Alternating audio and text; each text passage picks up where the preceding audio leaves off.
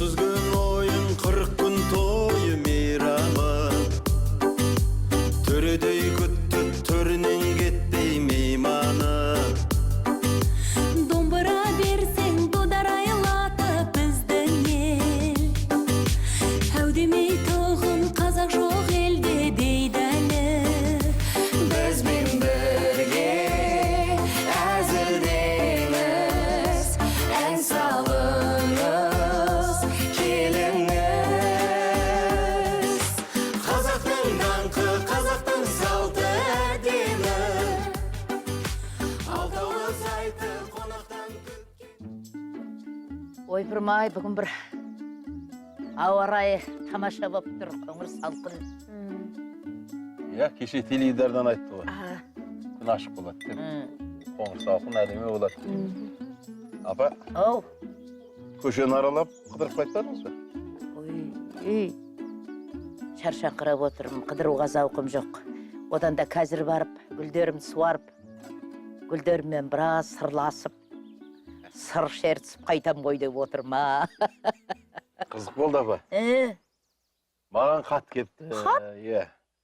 Мына дамыған заманда кімнен келді екен деп, аң-таң болып отырмын ғой. Ой, айналайын-ау. Бәрін өздеріңдей көресіңдер, а? Ана мен сияқты әлі кемпір шалдар бар ғой, ана телефонды игере алмаған, меңгере алмаған.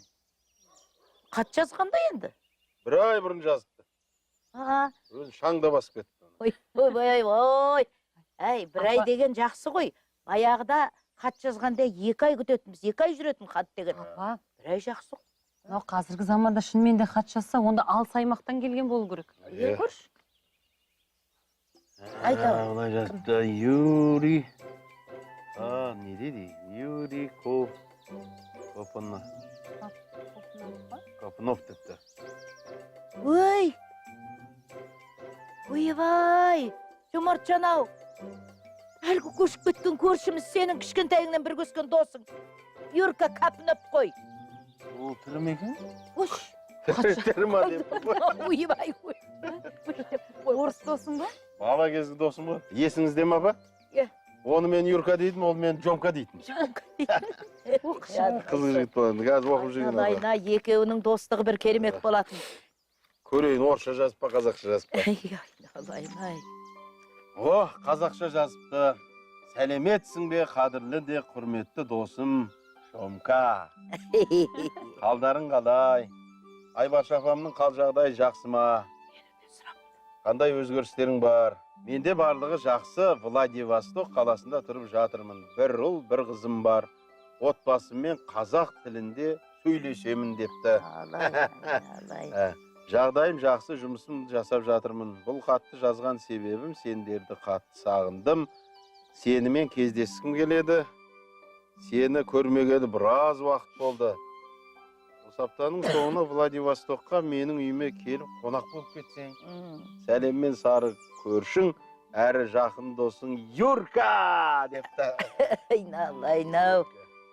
Ойпырмай. Ай, хат жазғанына қарағанда сені де, мына елді де сағынған шығар. Сағынған ғой. Екеуі кішкентайынан бірге өсті. Мектепке де бірге барды. Төбелесте де бірге, Құдай салмасын. Ажырата алмайтынбыз. Тіпті бар ғой, ойнап келіп, аяқтары күс-күс болып, екеуі шаршаған соншалықты құшақтасып ұйықтап қалатын біздің үйде құшақтасып тұрып. Мектеп бітіргенге дейін дос болды, ажыраған жоқ. Мектеп бітіргеннен кейін Юрканың әке-шешесі Ресейге көшетін болып, Юрканы алып кетті. Не дейді? Иә, сол көшетінен бір күн бұрын Юрка кепті маған. Не? Ой, досым мен. Көшетін болдым, сені сағынам ғой деп. Ол кезде әрең айырылыспек қой. Иә. Ал енді Юрка саған хат жазып, міне, сағынышын айтыпты, шақырып жатыр екен. Сағынышын басып, барып қойсайшы, жағдайын біліп дегендей. Бара алмаймын ғой мен, апа. Неге? Білесіз ғой енді, апа. Жол болса алыс. Жолға ақша керек, билет алу керек, виза аштыру керек деген сияқты. Жомарт, сен де айттың ғой, Ресейге виза жоқ қой. Бармаса өзі білсін. Құр қол барған ұят қой. Оған хат жазып жіберем. Ренжіме досым Юрка деп. Бармасаң бармай-ақ қой. Айту менің парызым. Апа, шай ішпедіңіз бе? Тойдым. Тәбетім болмай қалды.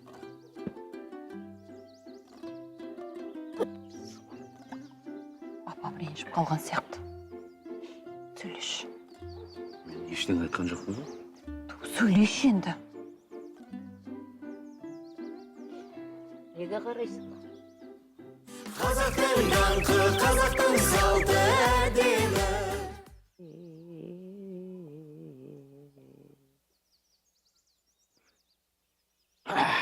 Апа, көңіл күйіңіз жоқ па?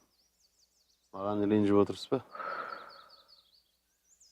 Жоқ, айналайын. Саған неменеге ренжеймін мен?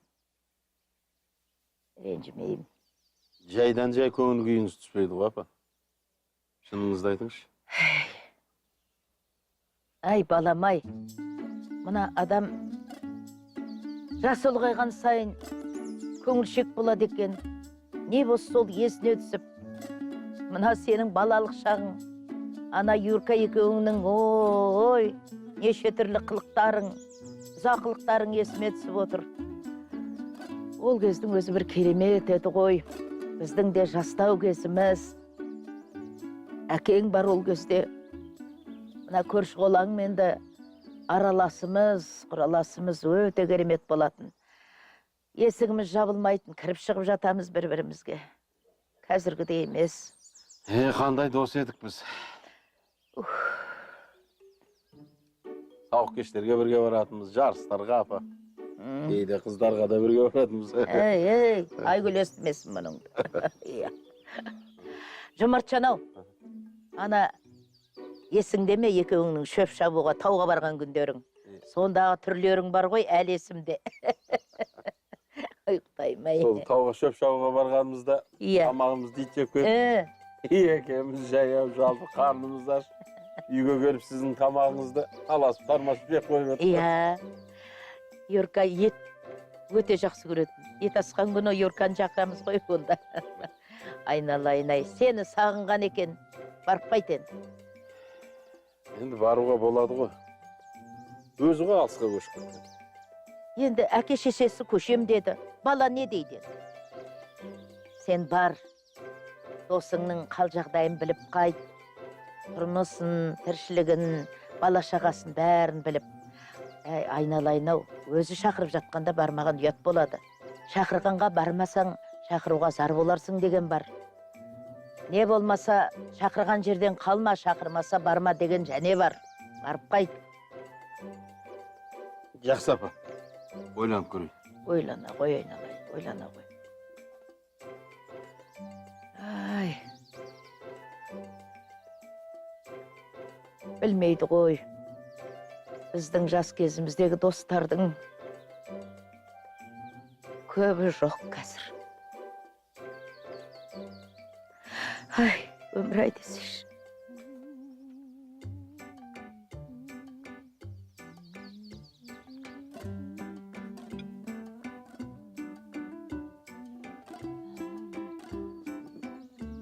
Ауылың сенің іргені, шай көйлегін бүрмелі. Айтарымды айтып бал, отырмын ғой жүрген. Шай ішесің бе тағы? Ай, Жүкі, апамның көңіл күйі жоқ. Не болды? Кім ренжітті? Апамның ренжіген себебі Юраның ауылына барғанын қалап отыр. Сен не дедің? Мен не деймін? Ойланайын дедім. Бірден шешім қабылдаған қиын ғой. Ойланатын несі бар енді? Енді не істеймін? Жүкі, бармай-ақ қойшы, жердің түбі. Неше уақытың жолға кетеді, жас бала емессің. Оңай дейсің бе? Айгүл айттым ғой жаңа. Апам менің Юраға барғанын қалап отырды. Оның үстіне Юра менің бала күнгі досым. Сағынып та кеттім. Туыстарын жақсы білем. Қысқасы мен шешім қабылдадым, барам. Владивостокқа кетем. 3 күннен соң жол жүрем. Анау-мынау заттарын дайындап қой. Мен апама қарайын. Құдайым-ай, бір айтқаннан қайтпайды ғой. Мінезін-ай. Жарайды, барса барсын. Осы мінезіне ғашық болдым ғой.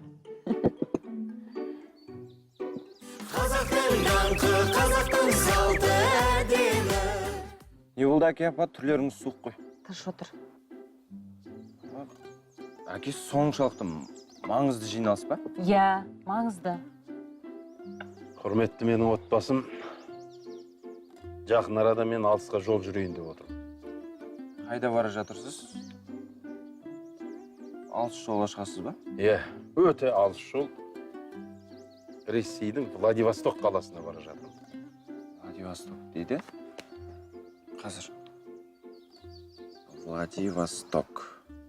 Мәке, Владивосток деген Ресейдің ең шеткі қаласы екен ғой? Иә, тура шекараға жақын орналасқан қала ғой. Ол жақта не бар?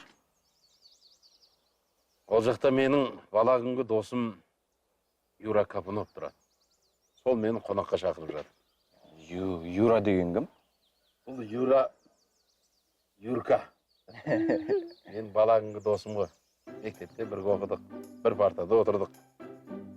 Мектепті бітіргелі оны көрген жоқ. Ол шақырып жатыр. Досым шақырып жатыр дейсіз ғой, әке. Негізі Жөке, алыс жол. Жалғыз өзің қалай болар екен деймін де. Мүмкін ойланарсың. Сен уайымдама. Барам дедім бе, барам. Айттым, бітті. Үзілді кесілді. Құралай!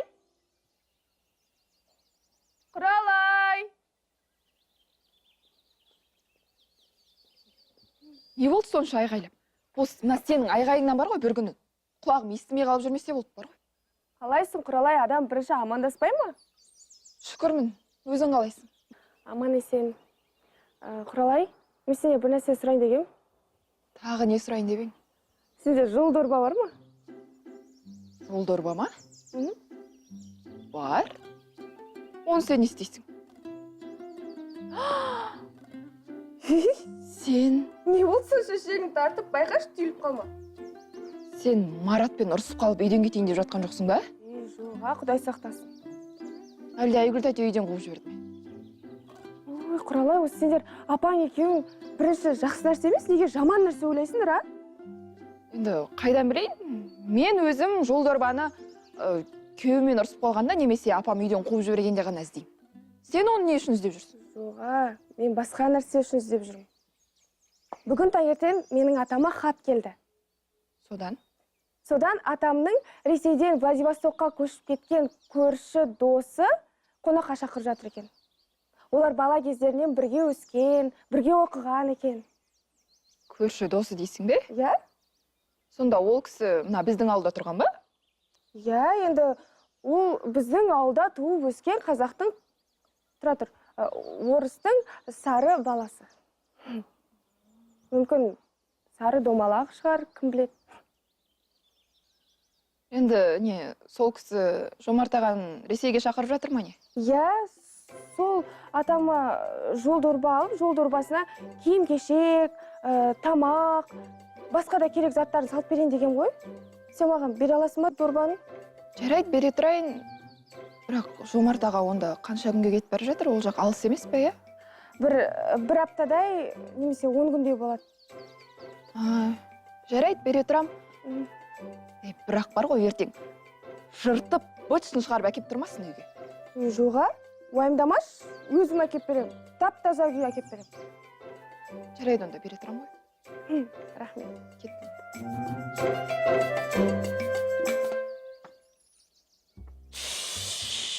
Амансың ба, Шүкір? Қалайсың Айгүлік? Не, географияны қайтадан оқып отырмысың? Жоға, бір қаланы іздеп отырмын. Анкара ма, Анталия ма, қайғала, ауа жұттып қайтайықшы жай ғана. Жұпар. Бурабай, Сарыағаш деп кетсің, е? Қош, Жұпар. Бар ғой, сен осы қызықтың. Не айтып кеттің, адам өзі басы қатып отырса? Не істеп отырсың глобуспен? Жомарттың кішкентайынан бірге өскен бір досы, сыныптасы, жан досы.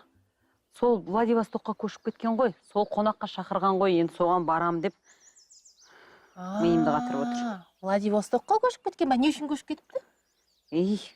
Біздің отанымыз Ресей деп кеткен ғой кезінде. Қай жағында орналасқан білмеймін. мына глобуста ол қала жоқ шығар, а? Қойшы, сен де айттың, ол қалай жоқ? Әкел, мен тауып берейінші. Ол жердің түбі ғой, Владивосток деген. Міне.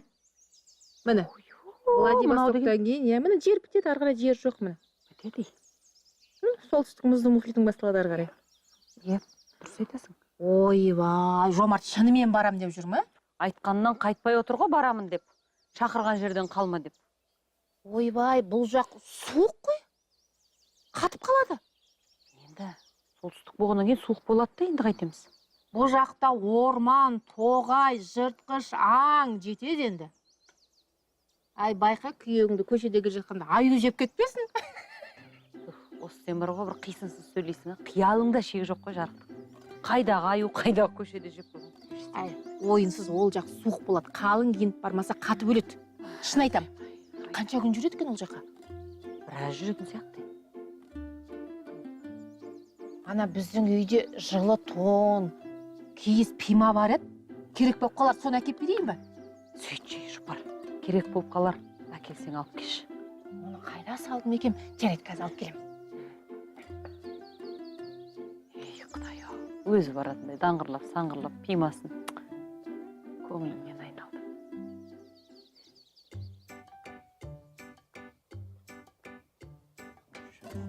Ассалаумағалейкум. Уағалейкумассалам. Тыныштық па?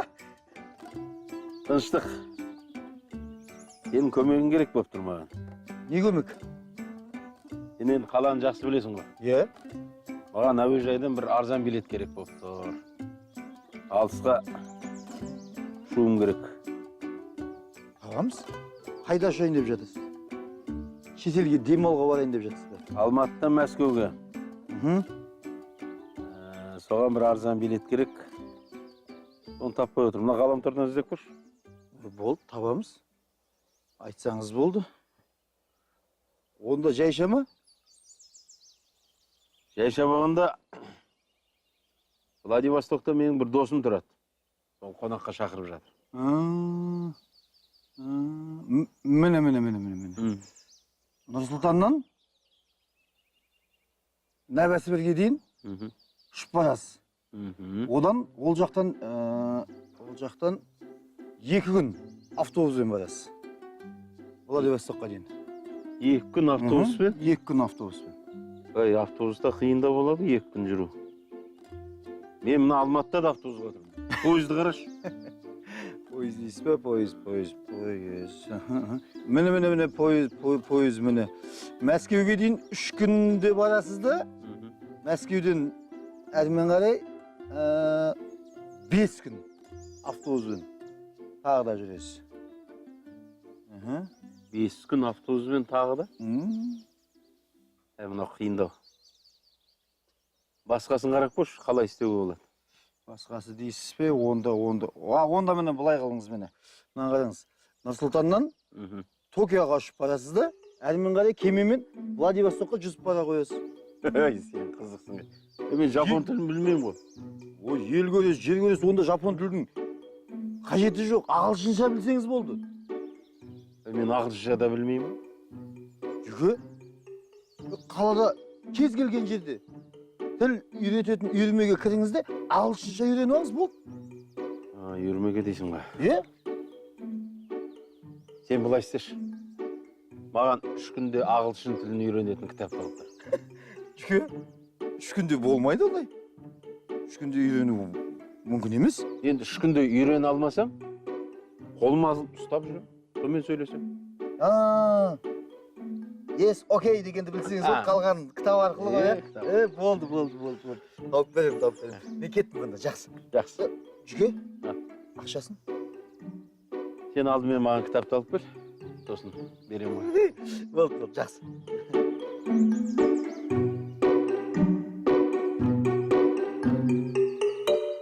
Қазақтың даңқы, қазақтың салты әдемі. Мына картадан жолды біліп алмасам, қалай барам бала? Қараңыз әке, сіз Владивостокқа барасыз ғой, Е? Ол жақтың көп жері орманда.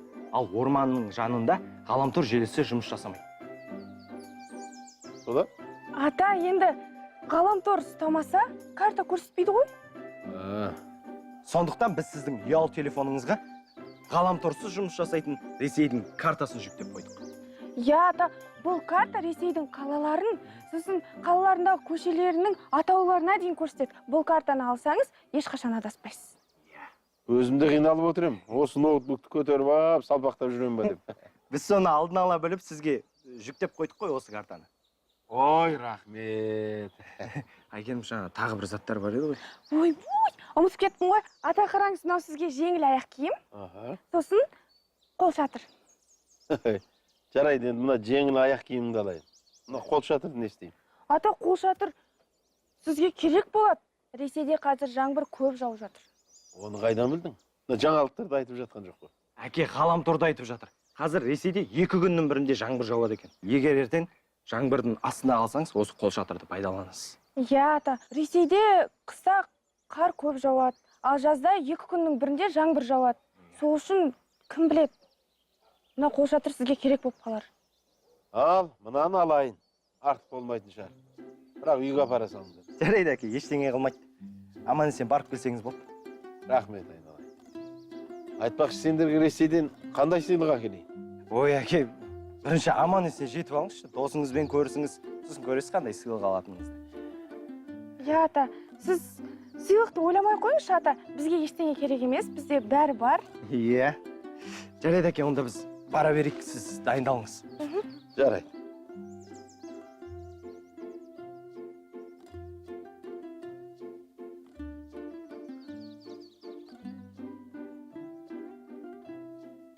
Жомартжан, не істеп отырсың, балам?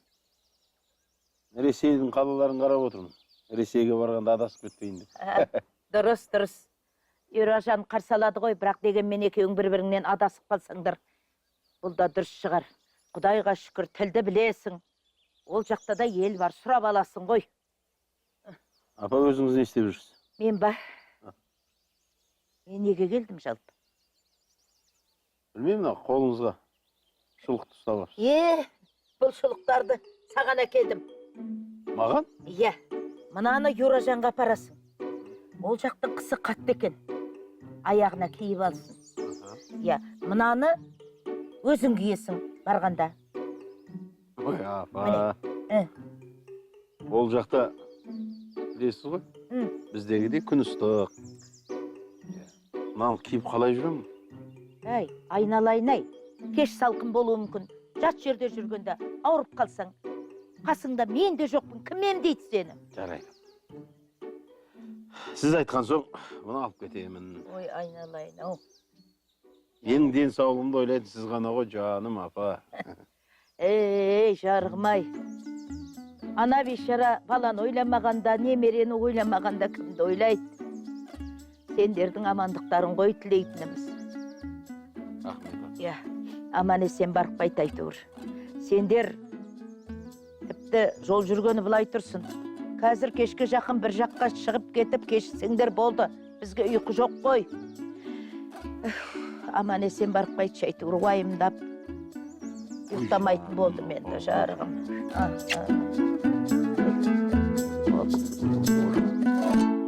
Қазақтың даңқы, қазақтың салты әдемі.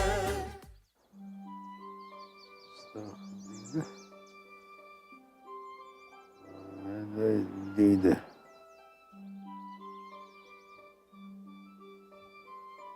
Амансыз ба, Жомарт аға? Амансың ба айналайын? Не ғой, Жомарт аға, сізден бірдеңе сұрайын деп едім мен. Не сұрайын деп едім? Осы сізді алыс жаққа жолға шығайын деп жатыр, Владивостокқа кетеді деп естідім, сол рас па? Я 2 күнде жолға шығам. Жай сұрадың ба? Я, жай.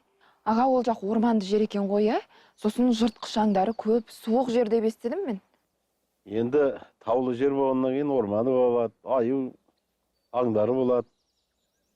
Түсінбедім, не сұрайын дедің?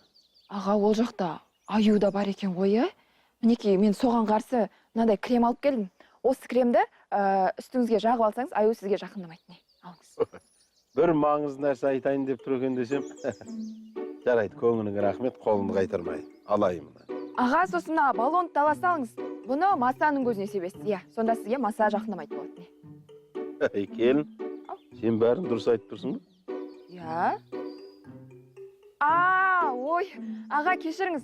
Мынаны масаға қарсы жағасыз үстіңізге, ал мынаны аюдың көзіне себесіз. Сонда аюдың көзі көрмей, сізді таппай қалады, иә. Неге күлесіз, аға, бұл күлетін нәрсе емес? Айналайын Құралайжан. Мен орманда тұратын досыма бара жатқан жоқпын. Мына креміңді алайын. Мына балоныңды өзің ала бер. Керек болады саған. Керек емес пе сізді? Керек емес. Жарайды. Жарайды, онда аға, жолыңыз болсын, мен үйге бара берейін, апам іздеп жатқан шығар. Керек емес қой, аға. Жоқ, айналайын, рахмет. Жарайды, онда. Сау болыңыз.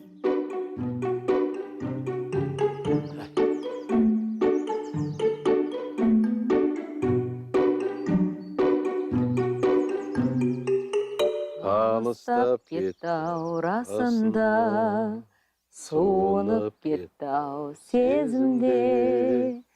Сен мені қарсы аласың ба, ауылыңа барған кезімде. Кеудемде ой қалдырған, жан едің енді не деймін. Шықпасаң шықпа алдымнан, мен саған өкпелемеймін. Шықпасаң шықпа алдымнан, мен саған өкпелемеймін. Толғантқан осы ой көп мені, ажырап кетті жол неден. Білмейсің оны өйткені, кезінде білгің келмеген.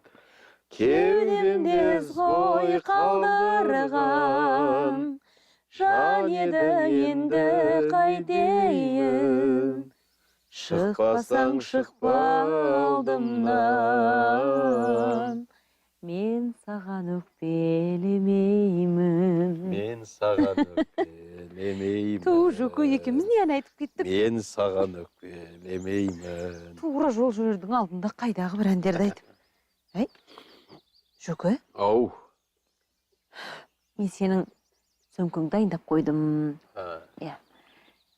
Киімдеріңнің барлығын салып қойдым, жылы киімді көбірек салдым. Асай мүсей керек жарағың бәрін салдым. Жөке? Сен мынандай кітаптар біздің үйде жоқ сияқты еді, қайдан алдың? Көпірбай қалдырдым. Ағылшын тілін үйренейін деп. Қатты қажет пе қазір? Сен Америкаға емес Ресейге барасың ғой.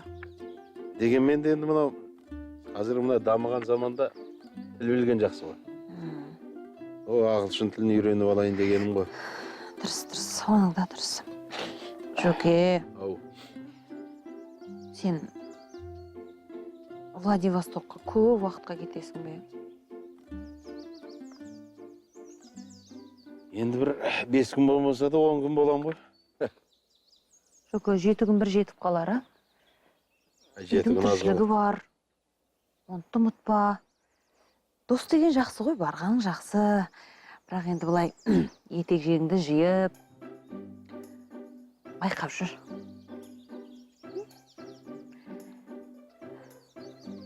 Мен жас бала емеспін.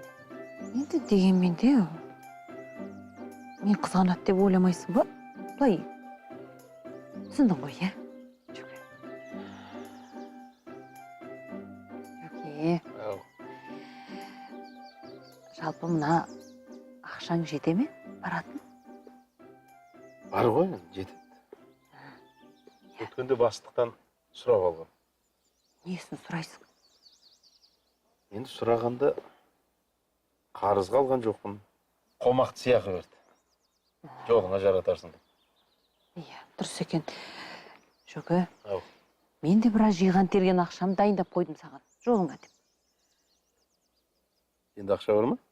Енді ақша болғанда тоңаз шаламыз деп жинаған ақша еді ғой. Соны ала кет. Жолдың аты жол, кім біледі. Жақын жерде емес. Ей, сен менен сонда ақша тығып жүрсің ба? Жөке, қайдағы тыққан сенен? Енді тоңазтқышта ортақ дүние емес пе екеумізге? Жарайды, қанша бар? Біраз бар. Керегіңе жарайды. Рахмет, көңіліңе рахмет. Тез келсең. Әр. Шықпасаң шықпа алдымнан. Мен саған өкпелемеймін. Қазақтың даңқы, қазақтың салты әдемі.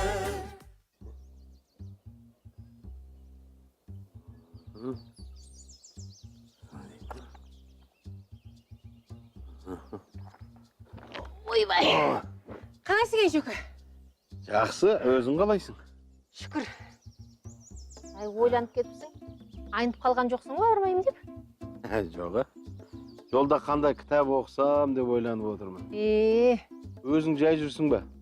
Мынау несің ба? Ол сөмкенің ішінде саған қажетті заттардың бәрі бар.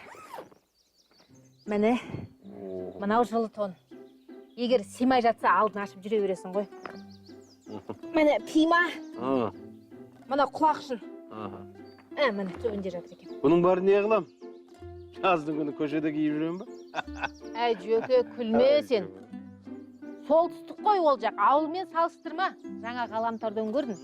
Түнде 2 градусқа дейін суытады екен. Енді Мынаны жаурағанда киіп аласың. Рахаттанып, жып жылы болып жүресің. не бәрің бүгін ақылдасып алғансыңдар ма? Не болып қалды? Бағана Марат пен Айгерім кепті. Жеңіл аяқ киім алып. Жолда киесі деп. Артынша апам келді. Жүн шұлығын көтеріп. Енді сен кеп тұрсың. Қыстық киімдеріңді арқалап. Әй, Жөке, сенің қамыңды ойлап жатырмыз ғой. Ана жақта жаурап ауырып қалмасын деп. Жоқ. Рахмет. Ол жақта жаз ғой. Қалың киіммен қалай жүрем мен? Оның үстіне сөмкеме де сыймайды. Әй, осы сөмкемен алып кете берші. Бердім осы сөмкені. Жоқ, рахмет. Үйің апар. Қыста сәкен киеді ғой. Ой, алмайсың ба сонда? Жоқ, рахмет. Алмай. Әйтеуір жаурап қалмасаң болды сол жақта. Ойбай, мен кеттім онда.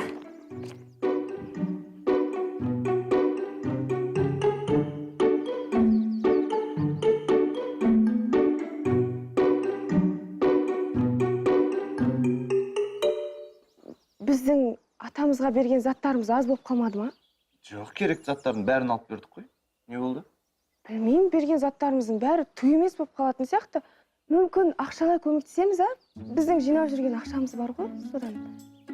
Ақшалай көмектесу жағын мүлде ойламай-ақ қой. Себебі әкем оны алмайды. Неге алмайды? Енді әкем біреудің еңбекпен тапқан ақшасын алмайды. Ондай жек көреді. Біз өз еркімізбен береміз ғой? Жоқ, оны қалай берсең де әкем бәрібір алмайды.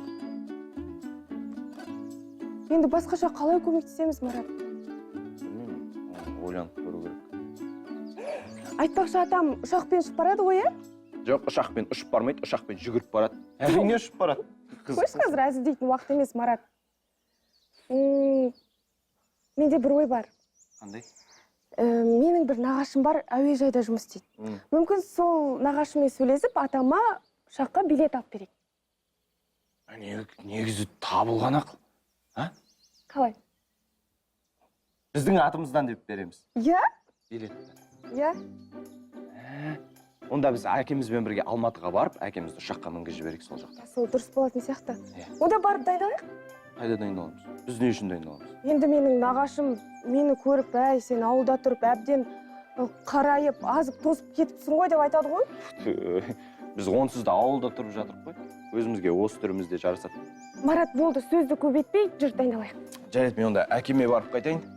Иә? Тез барып қайт, жарай ма?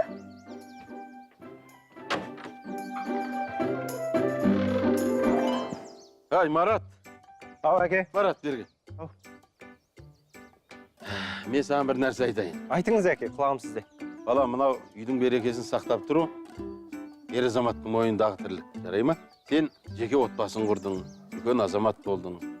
Енді байып түрде шешім қабылдап үйрену керек. Айта беріңіз, әке, мен бәріне дайын. Енді білесің, жақында мен алысқа ішіп кетем. Иә, содан. Сен үйге, үйдегілерге бәріне бас көз бол. Ана әжеңменен анаңа көмектесіп тұр. Айтқан тапсырмасын бұлжытпай орында. Жарай ма? Сен енді ана қорадағы ала сиырға уақытылы суын бер. Жем-шөмін салып тұр.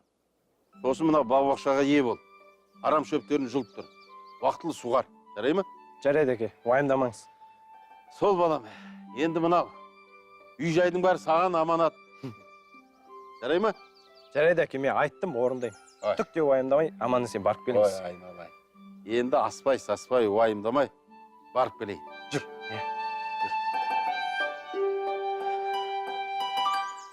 Қазақтың даңқы, қазақтың салты әдемі. Көкемнің Владивостокқа аман есен жетіп алғаны дұрыс болыпты. Айтпа. Уайымдап едім, достары күтіп алыпты. Үлкен кісілердің достығы нағыз достық қой. Мен де апамның бір алыс құрбысы бар. Екеуі мектеп кезінен араласады баяғыдан. Енді бір-бірін өсектеп жамандап отыратындары да бар. Бірақ менің апамның құрбысына біреу артық сөйлесе, апам кәдімгі шашы жұлып, бетін осып алуға дайын. Енді ол кісілер шынайы достықтың қадірін білетін кісілер ғой, Сәке. Біз де кейін сондай боларымыз бәлкім. Сәлеметсіздер ма? Бұл Жомарттың үйі ме екен? Сәлеметсіз бе, Жомарттың үйі, бірақ әкем үйде емес. Сіз кім боласыз? Мен Жомарттың 10 жыл партада бірге отырған сыныптас едім ғой. Марат, бүгін бүкіл әлемдік достық күні емес па? Немесе достық аптасы емес па? Есінде ма, мектепте болушы еді ғой, қазақ тілі апталығы деген. Сосын бүгін достық апталығы сияқты. Түсінбедім, қандай апталық?